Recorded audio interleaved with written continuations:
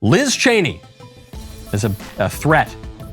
She's saying that if Donald Trump is the nominee in 2024 for the Republicans, she might leave the Republican Party. I think that Donald Trump he's the only president in American history who refused to guarantee a peaceful transition of power.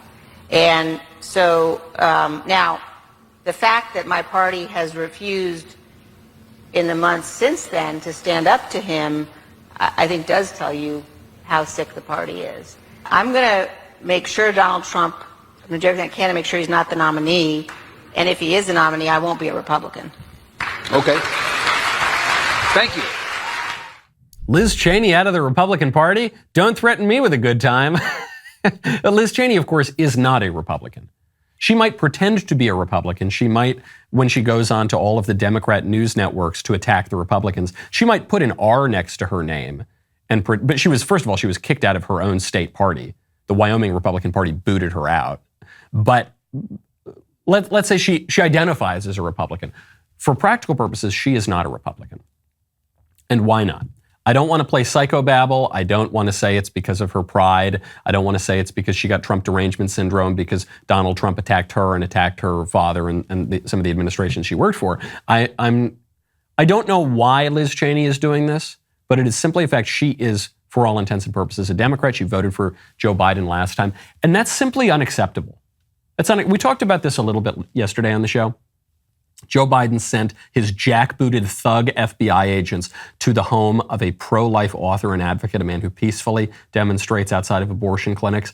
And he sent these jackbooted FBI thugs to point their rifles at this man and his family and his 7 children and terrorize the family. And it's just the latest acceleration of an attack by the Biden administration on Christians, on conservatives, on pro-lifers in particular. The Biden administration, which describes parents who don't want their kids to be taught critical race theory and weird sex stuff in school as a domestic extremist threat, basically calling these people terrorists. The Biden administration, don't forget, Joe Biden back in the Obama administration, that administration sued nuns because the nuns didn't want to kill little babies and go along with the left's radical sexual revolution agenda.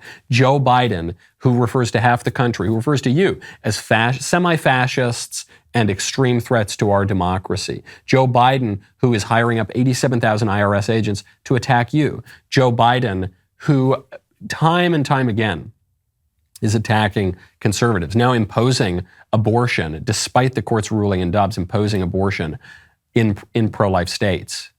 Okay, it is not acceptable. Joe Biden, who is now imposing child transgenderism through his federal bureaucracy, castrating little kids. Joe Biden, who's hiring overt Satanists, guys who actually have pentagrams on their chest, okay? It's not acceptable to defend this stuff.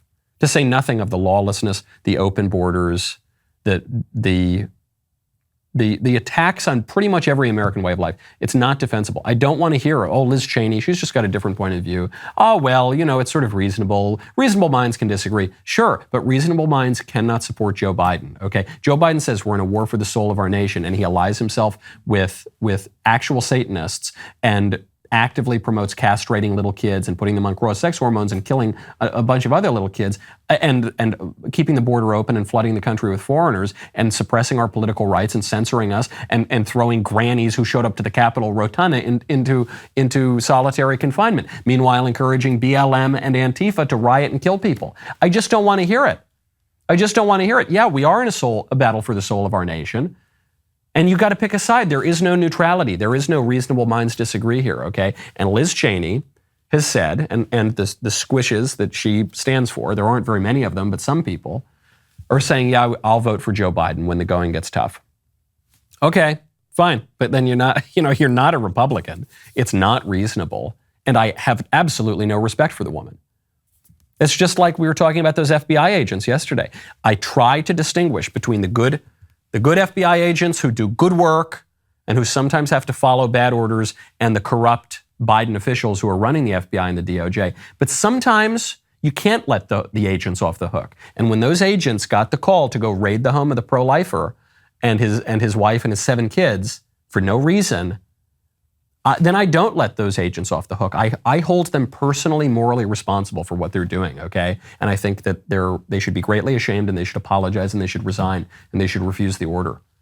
And I don't want to hear, oh, well, you know, it was a very confusing time. It's very complicated, like Karine Jean-Pierre says. It's not that complicated. But Ronald Reagan said that the path forward sometimes is simple. Not easy necessarily, but simple. That there's really no difference between a left and a right, only an up or a down. Well, pick a side. Pick a side. You know, the rest of the show is continuing now. You do not want to miss it. We are going to be joined by my friend, the great David Limbaugh. If you are not a member, click the link in the description and join us. We'll see you over there.